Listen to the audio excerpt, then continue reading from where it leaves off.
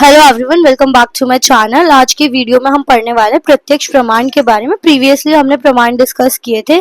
तो प्रत्यक्ष का मतलब होता है जो हम कुछ भी नॉलेज डायरेक्ट परसीव कर रहे हैं, डायरेक्ट परसेप्शन हो रहा है नॉलेज का, जो हमारी आंखों को देखा हुआ है या सेंस ऑर्गन द्वारा हम लोग परसीव कर रहे हैं। तो ज्ञान विच is perceive by the contact, इंद्रिय के कॉन्टैक्ट में आने के बाद जो ज्ञान हम लोग परसीव कर पा रहे हैं उसी प्रमाण को हम प्रत्यक्ष प्रमाण कहते हैं। दर्शन ने इसको फर्स्ट प्लेस दी है प्रत्यक्ष प्रमाण को, और हमने प्रीवियसली डिस्कस किया था कि जो चरक आचार्य है उन लोगों ने फर्स्ट प्लेस जो दी थी दैट वाज गिवन टू आप्तोपदेश परीक्षा। और आज की वीडियो में जो हम पढ़ रहे हैं कौन सा प्रमाण है? प्रत्यक्ष प्रमाण। तो प्रत्यक्ष को दर्शन ने कौन सी प्लेस दी है? First place. फिर आते हैं लक्षण ऑफ प्रत्यक्ष which is important for short answer question. तो प्रत्यक्ष के लक्षण की अगर हम बात करें तो knowledge which is perceive directly by इंद्रिय, और मन के प्रेजेंस में जो हम परसीव कर रहे हैं ज्ञान उसको हम प्रत्यक्ष ज्ञान कहते हैं। ऐसा ज्ञान जो इंद्रियों के कांटेक्ट में जब विषय कोई चीज आती है, ऑब्जेक्ट विषय जिसके बारे में हमें ज्ञान प्राप्त करना है, जब वो इंद्रियों से कांटेक्ट में आता है उसको हम प्रत्यक्ष ज्ञान कहते हैं। फिर ज्ञान विच इज ऑब्टेन्ड थ्रू इंद्रिय इज प्रत्यक्ष। द बुद्धि और knowledge which is perceive by the सन्निकर्ष ऑफ आत्म, इंद्रिय एंड मन। हमें पता है कोई भी नॉलेज हमें आत्म, इंद्रिय, मन अपने विषय के जब कांटेक्ट में सबका सन्निकर्ष होता है, बिल्कुल कॉम्बिनेशन होता है, तभी हमें बुद्धि या नॉलेज परसीव होती है। जो ज्ञान हमें किसी भी विषय का साक्षात्कार बिल्कुल डायरेक्टली परसीव हो रहा है उसी को हम प्रत्यक्ष ज्ञान कहते हैं। फिर यहाँ लिखा हुआ है कि किसी भी ज्ञान के परसेप्शन के लिए हमें किसका सन्निकर्ष है? आत्मा, मन, इंद्रिय और उसके विषय इंद्रिय अर्थ का। फिर चरक ने इंपॉर्टेंस दी है मन को, ये प्रत्यक्ष ज्ञान के अंदर ये इंपॉर्टेंट पॉइंट है। फिर आते प्रत्यक्ष के भेद। तो प्रत्यक्ष जो होता है उसके 5 तरीके के भेद बताए गए हैं। सबसे पहले हमें यहाँ पे 2 तरीके के प्रत्यक्ष ब्रॉडली क्लासीफाई जो पता होने चाहिए, सविकल्पक प्रत्यक्ष और निर्विकल्पक। निर्विकल्पक प्रत्यक्ष क्या होता है? द प्रत्यक्ष ज्ञान जिसके अंदर कोई नाम, जाति, गुण, कर्म इसका कोई भी उसकी इंफॉर्मेशन नहीं होती, ठीक है, तो उसको हम निर्विकल्पक प्रत्यक्ष कहते हैं। मतलब कि हमें ज्ञान तो परसीव हुआ है but like there is something but we don't have clear idea about that particular thing, तो उसे हम कहेंगे निर्विकल्पक प्रत्यक्ष। It is neither considered as प्रमा नॉर अप्रमा। बस हमें पता है हाँ वो कुछ कोई चीज वहां पे प्रेजेंट है, कोई रिमोट पड़ा है, कोई बॉटल पड़ी है, but we are not sure कि लाइक वो क्या चीज है।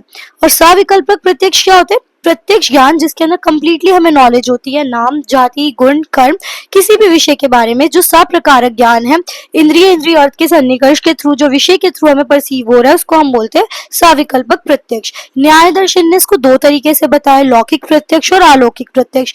लौकिक प्रत्यक्ष क्या होते हैं? विच इज ऑब्टेन्ड बाय इंद्रिय और इंद्रिय अर्थ के सन्निकर्ष से 2 तरीके का बताया गया, बाह्य लौकिक या अभ्यंतर लौकिक। बाह्य लौकिक प्रत्यक्ष क्या होता है? जब हमारी 5 की 5 ज्ञान इंद्रियां अपने रिस्पेक्टिव विषयों के साथ मिलती हैं, जैसे कि चक्षु, श्रोत, घ्राण, उसके बाद आपकी रसन और त्वचा। तो इन सब के जो बाहर जब इसका संबंध सन्निकर्ष हो रहा है 5 सेंस ऑर्गन से, तो जो ज्ञान ऑब्टेन हो रहा है उसको हम बोलते हैं बाह्य लौकिक प्रत्यक्ष। अभ्यंतर लौकिक प्रत्यक्ष जो हमारा मन है, जो मन किसी विषय के बारे में बता रहा है, आत्म प्रत्यक्ष हो रहा है, जो हमें सुख का अनुभव हो रहा है, दुख का, इच्छा, द्वेष, ये सारा ज्ञान कहलाता है अभ्यंतर लौकिक। फिर आते हैं अलौकिक प्रत्यक्ष। मतलब क्या हो गया? ऐसा परसेप्शन जो हमें एक्स्ट्रा ऑर्डिनरी नॉलेज जिसे हम बोल सकते हैं, जो हमारी किसी इंद्रियों पे रेस्ट्रिक्टेड नहीं है लेकिन हमें एक्सटेंडेड है हमारी बुद्धि 3 तरीके से। कैसे? सामान्य लक्षण प्रत्यस्ति, मतलब ऐसा प्रत्यक्ष ज्ञान जो कंप्लीट नॉलेज दे रहा है किसी विषय के बारे में, ठीक है, वो हमें ऑब्टेन हो रही है प्रत्यक्ष से। जैसे कि अगर हम बात कर रहे हैं कि अगर हमें प्रत्यक्ष ज्ञान हो रहा है गाय के बारे में, साथ साथ में हम उसको बिना देखे ये भी समझ पा रहे हैं पूरा गाय का जो ग्रुप है, मतलब समूह है, जो हमने नहीं देखा लेकिन एक की वजह से हमें पूरा पता चल गया। एक गाय आपने देखी, एंटायर आपको पता है कि सारे जो भी गाय वो ऐसे है। ज्ञान लक्षण प्रत्यस्ति मतलब क्या होता है कि जो प्रत्यक्ष ज्ञान हमें प्रीवियस ऑब्टेन हुआ है, अब हम उस विषय के डायरेक्ट सन्निकर्ष नहीं हो रहा है इंद्रिय अर्थ का, बट हमें पता है, नॉलेज है।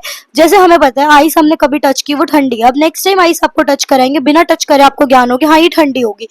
योगज क्या होते हैं? जिस तरीके का प्रत्यक्ष जो आपको सिर्फ और सिर्फ किसी योगी द्वारा, जो एसेंसेस जो एक्स्ट्राऑर्डिनरी, जैसे कि हम बोलते हैं ना सिद्ध पुरुष बोलते हैं, योगी पुरुष बोलते हैं, जो वो परसीव कर पा रहे हैं जो नॉर्मल पुरुष नहीं कर पा रहा, उसी को 2 तरीके से युक्त और युंजान बोला है। युक्त मतलब क्या होता है? That extraordinary knowledge without attaining समाधि। समाधि नहीं ली है तब भी उसको एक्स्ट्राऑर्डिनरी नॉलेज मिल रही है, दैट इज युक्त। युंजान क्या होता है? जब समाधि वाला स्टेट आ जाता है और तब जाके कोई एक्स्ट्रा गेन हो रहा है नॉलेज का, दैट इज युंजान। प्रत्यक्ष 2 तरीके से बताया, सविकल्पक, निर्विकल्पक। सविकल्पक 2 तरीके से, लौकिक, अलौकिक। लौकिक फर्दर 2 तरीके से, बाह्य और अभ्यंतर। बाह्य वाला चक्षु, श्रोत, घ्राण और रसन, त्वचा, और अभ्यंतर मन द्वारा। अलौकिक प्रत्यक्ष फिर से 3 तरीके से, सामान्य, ज्ञान और योगज। योगज फर्दर 2 तरीके से, युक्त एंड युंजान। नेक्स्ट पॉइंट आते हैं सन्निकर्ष। सन्निकर्ष मतलब किसी चीज के कांटेक्ट में आना। सन्निकर्ष का मतलब संबंध, कोई रिलेशनशिप, कोई पास, नियरनेस और रिलेशनशिप, उसी को हम सन्निकर्ष कहते हैं। जब आत्मा मन से मिलती है, मन इंद्रियों से मिलता है, इंद्रिय अपने विषय के बारे में जो ज्ञान प्राप्त करती है, दैट इज सन्निकर्ष, उनका कॉन्टैक्ट। तो उसकी ज्ञान उपलब्धि ही कहलाती है सन्निकर्ष के द्वारा जो हो रही है। जैसे 6 तरीके के विषय इंद्रिय जो मिल रही है उससे बन रहे हैं संयोग सन्निकर्ष, संयुक्त समवाय, संयुक्त संवेद समवाय, समवाय सन्निकर्ष, संवेद समवाय सन्निकर्ष, विशेषण विशेष्य भाव सन्निकर्ष। संयोग सन्निकर्ष की अगर हम बात करें, जब हमारी आंख है किसी घट को देख रही है, उससे प्रत्यक्ष ज्ञान घट के बारे में हो रहा है, उसको हम संयोग सन्निकर्ष कहेंगे। कॉग्निशन ऑफ प्रत्यक्ष ज्ञान ऑफ घट when the person looks at the घट। अब आंखों द्वारा हमें पता चल रहा है घट है, तो हमारी आईज के थ्रू जो सन्निकर्ष हो रहा है दैट इज संयोग सन्निकर्ष। संयुक्त क्या कहलाएगा? द सन्निकर्ष ड्यूरिंग द परसेप्शन ऑफ घट, जो हम उसका रूप देख रहे हैं, उसका जो रूप प्रत्यक्ष हो रहा है वो संयुक्त समवाय सन्निकर्ष है। इसमें क्या है, आईज और घट का तो संयोग हुआ, और घट कैसा है, कौन से कलर का है, घट के रूप का घट से जो कनेक्शन है, तो वो समवाय संबंध हुआ कि उसके अंदर अगर रेड कलर है तो वो समवाय रूप से उसमें प्रेजेंट है, तो ये कहलाएगा घट रूप और चक्षु इंद्रियों का जो सन्निकर्ष है संयुक्त समवाय सन्निकर्ष। संयुक्त समवेद समवाय सन्निकर्ष, ये इंपॉर्टेंट है फॉर लॉन्ग आंसर, ठीक है, इसे समझना थोड़ा टफ होता है और ये आपसे पूछा भी जाता है कि सन्निकर्ष को एक्सप्लेन करो, इंद्रियों का अपने विषयों के साथ 6 तरीके से बताया गया। संयुक्त संवेद समवाय सन्निकर्ष क्या हो गया? अब जो हमारी आईज है उसका उसकी पर्टिकुलर जाति के साथ भी सन्निकर्ष हो। जैसे चक्षु इंद्रियों का ने घट देखा, घट प्रेजेंट है तो संयोग। फिर घट कौन से कलर का है, किस रूप का है, तो घट रूप जो हो गया दैट विल बी समवाय। अगेन अब उसके रूप तव जाति की भी बात करेंगे तो वो हो जाएगा संवेद समवाय, ठीक है। तो ये कहलाएगा संयुक्त संवेद समवाय सन्निकर्ष। समवाय सन्निकर्ष क्या हो जाएगा? जब हमने कोई चीज परसीव करी शब्द अपने श्रोत इंद्रियों द्वारा, तो वो कहलाएगा समवाय सन्निकर्ष। आकाश क्योंकि वैक्यूम जो स्पेस हमारे कानों में प्रेजेंट है श्रोत इंद्रियों में, अब उसका जो गुण है आकाश गुणक, वो हो गया शब्द का गुण। तो गुण और गुणी का जो संबंध कहलाएगा दैट विल बी समवाय संबंध। तो जो शब्द और श्रोत इंद्रियों का आपस में कनेक्शन है उसे बोलेंगे समवाय सन्निकर्ष। मैंने ये इंग्लिश की बुक का रेफरेंस आपको समझाने के लिए यूज करा है यहाँ पे। संयुक्त संवेद समवाय सन्निकर्ष एक तरीके का ऐसा सन्निकर्ष है जो इनहेरेंट है, ऑलरेडी प्रेजेंट, एक यूनियन है जो इंटीमेटली उस प्रेजेंट है किसी चीज के अंदर, ठीक है। जैसे अगर हम एग्जाम्पल की बात करें, सबसे पहले संवेद जो है एक पास्ट टेंस में यूज हुआ है समवाय के प्रेजेंस में, और जो 2 तरीके के समवाय एक साथ एक ऑब्जेक्ट में एग्जिस्ट कर रहे हैं, तो जो पहले है उसे हम संवेद बोल रहे हैं और जो लेटर वन है उसे हम समवाय बोल रहे हैं। दोनों से हमें क्या पता चल रहा है कि उसका जैसे रूप और जाति के बारे में उस पर्टिकुलर ऑब्जेक्ट की। फॉर एन एग्जांपल यहाँ पे क्या बताया गया, जैसे ब्लैक कलर है वो घट में प्रेजेंट है, जैसे मैंने रेड कलर का एग्जांपल दिया था। अब हमारी आंखें चक्षु इंद्रिया उसके कॉन्टैक्ट में आई, अब यहाँ पे संयुक्त संवेद समवाय सन्निकर्ष है, तो रूप उसका इंटीमेट है, मतलब वहां पे ब्लैक कलर इंटीमेटली प्रेजेंट है जो घट के कॉन्टैक्ट में है।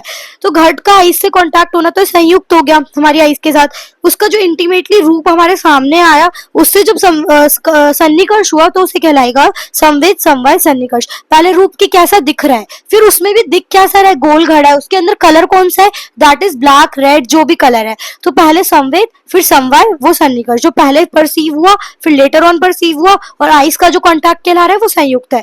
नेक्स्ट है समवाय। समवाय क्या होता है? इनहेरेंट यूनियन, मतलब the contact in perception of sound हो सकता है या शब्द। जब हम शब्द और साउंड की बात कर रहे हैं श्रोत इंद्रियों द्वारा, तो उसके अंदर जो हमारा ऑर्गन ऑफ हियरिंग है उसमें आकाश प्रेजेंट है, स्पेस प्रेजेंट है, तो शब्द जो वो एट्रीब्यूट करता है स्पेस में ट्रैवल करता है। तो यहाँ पे इसको इस तरीके से डिस्क्राइब करा गया कि जो हमारी जनन इंद्रिया होती है जब किसी ऑब्जेक्ट के कॉन्टैक्ट में आती है तो हम उसे कहते हैं समवाय सन्निकर्ष। For example the relation between श्रोत इंद्रिया दैट इज ईयर, जब उसका शब्द की कैटेगरी में हुआ तो वो शब्द बेसिकली शब्द वाला जो है ना श्रोत इंद्रिया का परसेप्शन ऑफ साउंड वो हम समवाय कॉन्टैक्ट मानते हैं, समवाय सन्निकर्ष मानते हैं। तो यहाँ पे लिखा हुआ है कि ऑर्गन ऑफ साउंड कुछ नहीं है, लेकिन वहां पे अगर आकाश ना हो, कैविटी ना हो, तो वो ट्रैवल नहीं कर पाएगा। तो यहाँ पे जो शब्द है वो इंटीमेटली प्रेजेंट है उस श्रोत इंद्रियों के अंदर, तो इसको हम इस यूनियन को क्या कहेंगे, हम इसको कहेंगे समवाय सन्निकर्ष। तो जो नॉलेज शब्द की आ रही है श्रोत इंद्रियों द्वारा उसके लिए हम स्पेसिफिक नाम रख रहे हैं समवाय सन्निकर्ष।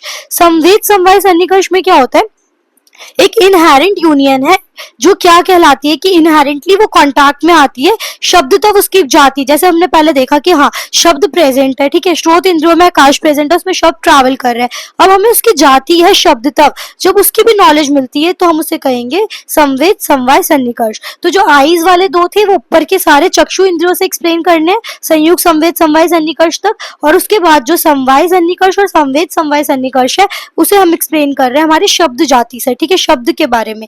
विशेषण विशेष्य भाव सन्निकर्ष के अंदर क्या होते हैं, जो हमें किसी अभाव जनन कोई ऐसा कॉज मिल रहा है जो अभाव है, वहां पे कोई चीज नहीं है, उसके बारे में भी उसके स्पेसिफाई करा जा रहा है, तो उसे कहेंगे हम विशेषण विशेष्य भाव। जैसे कि पहले घट वहां प्रेजेंट था, अब घट नहीं है, तो एब्सेंस ऑफ घट ऑन द ग्राउंड, तो एक परसीव नॉलेज मिल रही है, एक पर्सपेक्टिव नॉलेज मिल रही है कि वो विशेष्य क्या हो गया वहां पे ग्राउंड पे, और क्या चीज एब्सेंट है, वो घट का अभाव होना वो विशेषता बता रहा है। तो रिलेशनशिप बिटवीन विशेषण विशेष्य संभव की घट इज एब्सेंट, कहाँ विशेष्य क्या ग्राउंड पे, तो इसको कहेंगे हम लोग विशेषण विशेष्य भाव। ठीक है, तो पर्सपेक्टिव नॉलेज क्या हो गई यहाँ पे, परसेप्टिव नॉलेज ये हो गई कि देयर इज नो घट ऑन दी भूतल, तो इसी को हम बोल रहे हैं कि हमारा संयोग सन्निकर्ष हो रहा है नेत्र का भूतल के साथ, और अब घट का अभाव हो गया तो वो इसकी विशेषता बता रहे हैं। तो यहाँ पे 6 टाइप्स के हमने पढ़ लिए, संयोग सन्निकर्ष, संयुक्त समवाय सन्निकर्ष, संयुक्त संवेद समवाय सन्निकर्ष, यहाँ तक आपके ये चक्षु इंद्रियों से एक्सप्लेन करे गए हैं। फिर समवाय संवेद समवाय सन्निकर्ष आपको शब्द और शब्द की जाति शब्द तक, और उसके बाद अभाव के बारे में बता रहे, तो विशेषण विशेष्य भाव सन्निकर्ष। फिर आते हैं अलौकिक। Now again one most important topic from their question arise, इंद्रिय जिसके अंदर इंद्रिय प्राप्यकारित्व, ये एक शॉर्ट आंसर भी बनता है, इससे पूछा भी जाता है बहुत बार आपसे वाइवा में भी, किसका क्या मतलब है। तो हमने प्रत्यक्ष ज्ञान कैसे हुआ, कैसे कांटेक्ट हुआ मन का, इंद्रिय का, विषय का, फिर हमें नॉलेज परसीव हुई किसी विषय के बारे में। तो चक्षु इंद्रिय सिर्फ रूप बताती है, बाकी जो 4 इंद्रिय वो विषय की रिस्पेक्टिव नॉलेज देती है। तो इसमें जो डाउट था कि हाउ इंद्रिय सन्निकर्ष होता कैसे, या आपस में हो कैसे रहा है, कैसे इंद्रियों उस विषय के पास पहुंच रही है, कैसे विषय इंद्रिय के पास आ रहे, हो क्या रहा है, कैसे ये कंजंक्शन, ये यूनियन दो चीजों के बीच में हो रही है। तो इसका आंसर जो हमें मिलता है, दैट ऑब्टेन फ्रॉम द इंद्रिय प्राप्यकारित्व विचार। इसका मतलब क्या है कि जो इंद्रिय है उसका अधिष्ठान अलग अलग है, डिफरेंट इंद्रियों का डिफरेंट अधिष्ठान है, ये हमें पता है, डिफरेंट विषय एक दूसरे से अलग अलग है, इसीलिए जो वे ऑफ परसेप्शन है किसी भी विषय का इंद्रियों द्वारा वो डिफर करता है। चक्षु इंद्रियों की बात करें तो वहां पे तेजोकरण के कारण क्या होता है, उस विषय की नॉलेज मिलती है हमें आइस के द्वारा, उसका रूप के बारे में, उसकी इमेज के बारे में पता चलता है, तो उसके अंदर तेजभूत होने के कारण, और जो रूप है वो इंद्रियों के पास नहीं आ रहा है, ठीक है, लेकिन फिर भी हमें उसके तेजो किरण के कारण वहां पे उस विषय की नॉलेज मिल रही है। इसी प्रकार हम कुछ चीज सुन रहे हैं, जो शब्द है वो आकाश में ट्रैवल करता है, हमारी श्रोत इंद्रियों में ट्रैवल करता है, स्पर्श की अगर हम बात करें, हम टच करके फील कर रहे हैं, तो ये सारे रीजन है कैसे वो इंद्रिय उन विषयों के बारे में ज्ञान ऑब्टेन कर रही है। तो यही चीज यहाँ पे लिखी हुई है। अब इंद्रिय आपको लॉन्ग में आएगा तो आपको पहले इंद्रिय एक्सप्लेन करना। तो इंद्रिय क्या होती है, इंद्रिय जो होती है वो एक्सटर्नल मेजर है, सेंसरी भी हो सकती है, और मोटर फंक्शनिंग जो हमारी बॉडी में हो रही है। इंद्रिय और मन जो होते हैं वो आपस में एक तरीके का साधन है आत्मा का, जिससे वो नॉलेज ऑब्टेन कर रही है किसी विषय के बारे में, इसलिए इंद्रिय वर्ड जो है वो अलग अलग तरीके से एक्सप्लेन करा गया है।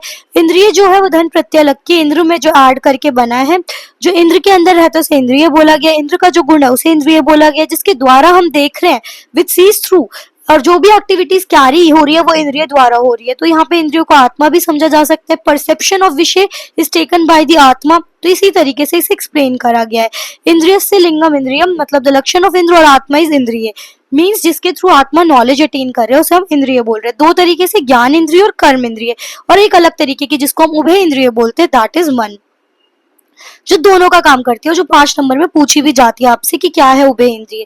तो सबसे पहले हम जो बात कर रहे हैं वो हम ज्ञान इंद्रिय और कर्म इंद्रिय की करते हैं। तो चक्षु, श्रोत, घ्राण, रस और त्वग इंद्रिय, ये सारी अपने स्पेसिफिक विषय की नॉलेज लेती है, ठीक है, जो हमारे भाई विषय होते हैं उनकी नॉलेज लेती है, जो विषय हमारे शब्द, स्पर्श, रूप, रस, गंध ये सब है वो कहलाती है हमारी ज्ञान इंद्रिय। सिमिलरली 5 तरीके की कर्म इंद्रिय है, वाक, पाणिपात, पायु, उपस्थ, ये कर्म इंद्रिय है।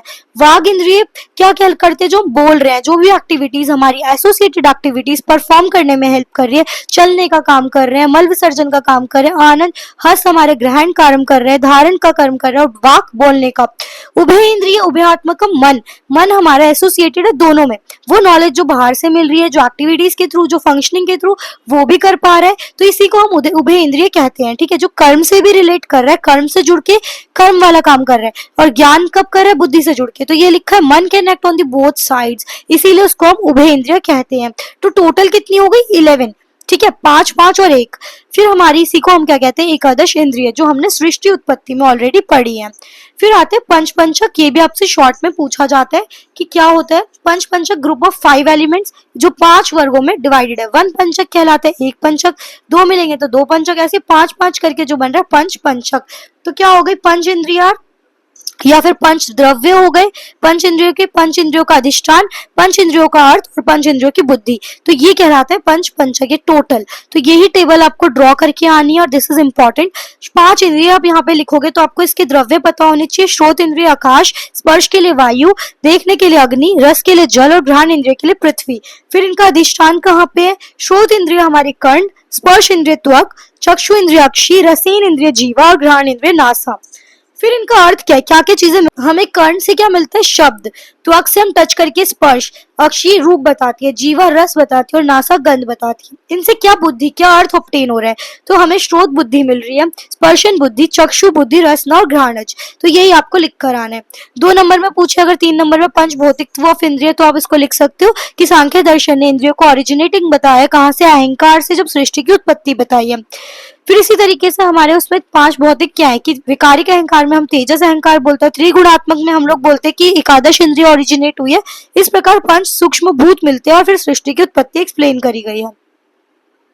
तो यहाँ पे यही लिखे हुए हैं, महाभूत प्रीडोमिनेंसी जो हमने ऑलरेडी डिस्कस कर ली, यही एक्सप्लेन करनी है। नेक्स्ट आते हैं त्रयोदश करण। इसमें क्या क्या होता है? करण का मतलब होता है साधन, जो ज्ञान अटेन करने का साधन है उसे हम करण बोलते हैं। 13 तरीके के इसमें एक्सेप्ट करे गए हैं पूरे यूनिवर्स में। तो सृष्टि उत्पत्ति में जो करण की वो इंपॉर्टेंस प्लेस दी गई है, जिसके अंदर बताया गया जो सृष्टि का पार्ट है, जो ज्ञान को परसीव करता है अलग अलग विषयों के बारे में, वो हमारे आसपास हो रहा है। इसमें त्रयोदश क्या क्या होते हैं? बुद्धि, अहंकार, मन, 5 ज्ञान इंद्रिय और 5 कर्म इंद्रिय। ये आपको पहले तो पता होना चाहिए। फिगर कितनी है? 13 फॉर एमसीक्यू। नेक्स्ट आपको ये नाम पता होने चाहिए, क्या क्या है? 5 ज्ञान इंद्रिय, 5 कर्म इंद्रिय, बुद्धि, अहंकार और मन। तो टोटल हो गए 13। अंतःकरण अगर हम बोले बुद्धि, अहंकार और मन, जो इंटरनल, जिससे हमें क्या नॉलेज मिल रही है? अभ्यंतर विषय, धी, धृति, स्मृति और हमारे अहंकार, भय, शोक, क्रोध, सब कुछ इंटरनल जो हमें नॉलेज मिल रही है वो अभ्यंतर करण हो गए। बाहर की जो नॉलेज है उसके लिए बाह्यकरण हो गए, जिसके अंदर हम लोग क्या क्या ज्ञान प्राप्ति कर सकते हैं किसी विषय के बारे में। जो भी इंद्रिय फंक्शन कर रही है, कर्म इंद्रिय कर रही है, आपकी ज्ञान इंद्रिय कर रही है और मन जो भी इंद्रिय का काम कर रहा है। मन स्टिमुलेट कर देता है इंद्रियों को अपने विषय की तरफ, फिर वो वहां का ज्ञान ऑब्टेन करती है उस विषय से कॉन्टैक्ट करके। तो इंद्रिय परसीव करती है विषय की knowledge by the help of मन। तो मन इमेजिन करता है विषय सही है कि गलत है, बुद्धि उससे जो ऑब्टेन हो रही है फिर एक्सेप्ट करता है, उसके अकॉर्डिंग एक्ट करता है। ये यहाँ पे लिखा गया है। फिर आता है आपका प्रत्यक्ष क्यों नहीं हो पा रहा। इससे एक बहुत अच्छा क्वेश्चन बनता है। लॉन्ग क्वेश्चन में डायरेक्ट मार्क्स है यहाँ से, क्योंकि पॉइंट्स है, सीधा आपको लर्न करना है कि अगर प्रत्यक्ष आप ज्ञान ले रहे हो फिर भी आप कोशिश करो और फिर भी आपको ऑब्टेन नहीं हो रहा है, इसके क्या रीजंस हो सकते हैं। प्रत्यक्ष ज्ञान किसी विषय का तब ऑब्टेन नहीं होगा जबकि इंद्रिय प्रेजेंट है, इंद्रिय अर्थ भी प्रेजेंट है, फिर भी कुछ हिंड्रेंसेस आ गए, कुछ ऑब्स्टेकल्स आ गए कि आपको ज्ञान नहीं मिला। तो इसके क्या क्या रीजन हो सकते हैं कि ऑब्जेक्ट बहुत ज्यादा क्लोज है इसके, आपने बहुत पास कोई बुक रख लिया, अब आप रीड कर रहे हो, आपको समझ ही नहीं आएगा, we can not see that object, इतना पास है। तो इसका रीजन हो गया अति सन्निकर्ष, मतलब इतना पास रखा हुआ है ऑब्जेक्ट आईलिड के कि we were not able to see that object. फिर अति विप्रश, मतलब इतना ज्यादा डिस्टेंट है कि हमारी आंखें उसे डायरेक्टली नहीं देख पा रही है। बहुत दूर एक बर्ड है, वो बोल भी रही है बट सुनाई नहीं दे रहा है, या बहुत दूर एक बर्ड है जो उड़ रही है बट हमें दिखाई नहीं दे रही है, तो अति विप्रकृष। फिर आता है आवरण। आवरण मतलब एक ऑब्जेक्ट दूसरे ऑब्जेक्ट को कवर करके रखा हुआ है। एक बास्केट है, उसके अंदर एप्पल्स रखे और बास्केट का ढक्कन लगा हुआ है, उधर ऑब्जेक्ट है, विषय है, हमारा मन भी है देखने का, हमारी इंद्रिय भी आंखें देखने वाली, बट वो कवर्ड है, तो ये कहलाता है आवरण। सिमिलरली करण दौर्बल्य, मतलब क्या है कि हमारा उसमें इंद्रिय में कोई डिफेक्ट है, कोई डेबिलिटी प्रेजेंट है, इसलिए हम उसको नहीं समझ पा रहे। हम कोई चीज सुनना चाह रहे बट कान खराब है, डेफनेस के कारण हम नहीं सुन पा रहे, आंखें खराब है, हम नहीं देख पा रहे। फिर मनो अनवस्थानात, मतलब मन हमारा प्रॉपरली उस जगह नहीं। आज आपका मूड अपसेट है और आप पढ़ने की कोशिश कर रहे हो, मेरे को सुनने की कोशिश कर रहे हो, but you are not able to concentrate, तो आपको उस विषय का ज्ञान नहीं होगा, मैं कुछ भी बोलूं आपको नहीं समझ आएगा। तो व्हेन मन is roaming here and there, even though the object is in front of you, you are not able to identify that particular object. आपके सामने होने के बाद भी आप उसे नहीं समझ पाओगे due to the lack of concentration and control. ठीक है, फिर आता है समान अभिहार, मतलब एक ग्रुप रखा है, सिमिलर सब्सटेंसेस है, अब हम डिफरेंशिएट नहीं कर पा रहे, तो वो हिंड्रेंस कहलाती है कि समानता होने के कारण भी ना पहचानना। अब आपने इतनी सारी मूंग की दाल ले ली ग्रीन कलर की, ठीक है, पूरा हीप रखा है उसके अंदर, अब आप ट्राई कर रहे हो कि वो मिक्स हो गई है, अब आप उसमें क्या कर रहे हो, आइडेंटिफाई करना चाह रहे हो कोई एक ऑब्जेक्ट पड़ा हुआ है वो भी ग्रीन कलर का, तो आप सेपरेट नहीं कर पाओगे। ठीक है, पूरे के पूरा आपने उसमें सिमिलैरिटी चीजें मिक्स कर दी, अब आप उसको आइडेंटिफाई नहीं कर पा रहे हो। अभिभव क्या होता है कि एक सब्सटेंस है, दूसरी सब्सटेंस पावरफुल है और वीक वाले को डिफीट कर दिया है, तो उसमें डोमिनेंसी होने के कारण अभिभव is that defeating the weaker one by the dominant, और उसने डोमिनेंट ने मास्क कर दिया तो हम नहीं देख पाएंगे। ठीक है, जैसे अगर हम बात करें दिन में तारे भी हैं, सूरज भी है, चंद्रमा भी, हर चीज प्रेजेंट है ना, but we are not able to see the stars in the presence of sun, तो वो कहलाएगा आपका अभिभव। अति सूक्ष्म में मतलब क्या, बहुत छोटा माइन्यूट पार्टिकल प्रेजेंट है जो हम अपनी आंखों के द्वारा नहीं देख सकते, माइक्रो ऑर्गेनिज्म इसका एग्जाम्पल है। तो आपको ये 8 चीजें ना बिल्कुल रटी होनी चाहिए ऑन योर फिंगर टिप्स की, क्या क्या कारण है जिसकी वजह से उसका हमारा इंद्रियों की अनुपलब्धि का, प्रत्यक्ष अनुपलब्धि का कारण बनता है। अति सन्निकर्ष, अति विप्रकर्ष, आवरण, करण दौर्बल्य, मन अनवस्थानात, समान अभिहर, फिर उसके बाद अभिभव और उसके बाद अति सूक्ष्म में।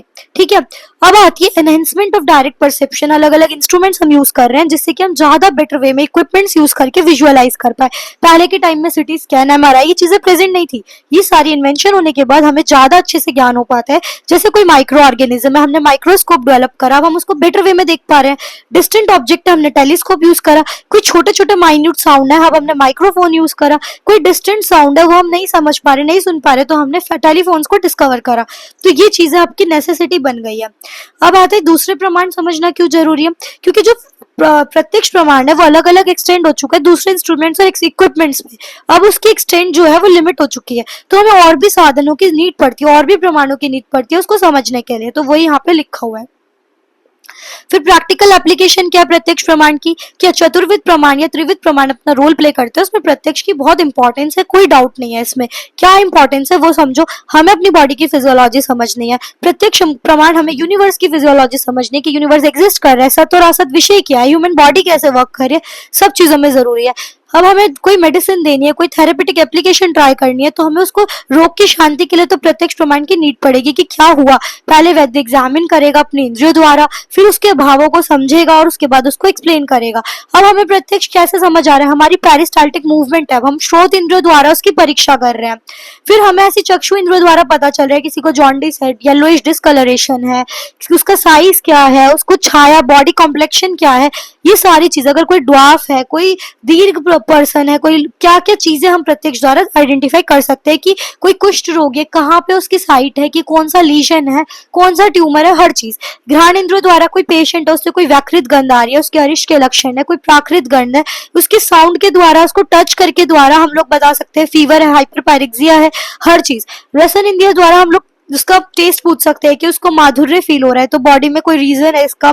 उसके आसपास जो है रक्त स्राव हो रहा है, उसका हर चीज उससे कि मतलब क्या है। अगर मान लो उसका रक्तस्राव है, शुद्ध रक्तस्राव होता है, उसको काक वगैरह को देंगे तो वो ले लेंगे, लेकिन अगर वो है इनफेड है, अशुद्ध है, तब नहीं कोई खाता। तो यहाँ पर इसके द्वारा हम पता कर सकते हैं। अगर वहां पे शरीर पे मक्खियां बैठ रही है तो माधुर्य वायरस से, इस तरीके से हम पता कर सकते हैं। ठीक है, फिर प्रत्यक्ष परीक्षा हमें हेल्प करती है। ठीक है, फिर प्रत्यक्ष परीक्षा हमें हेल्प करती है आतुर शरीरगत भाव जो भी है उसको देखने के लिए। 10वीं आतुर परीक्षा पता ही है आपको, वो हेल्प करती है विद द हेल्प ऑफ रोगी रोग परीक्षा में एग्जामिनिंग टूल है ये हमारा। फिर हमें अष्ट स्थान परीक्षा में भी इसकी इंपॉर्टेंस बताई गई है। फिर हम नाड़ी देखते हैं, नाड़ी स्पर्श करके बताते हैं।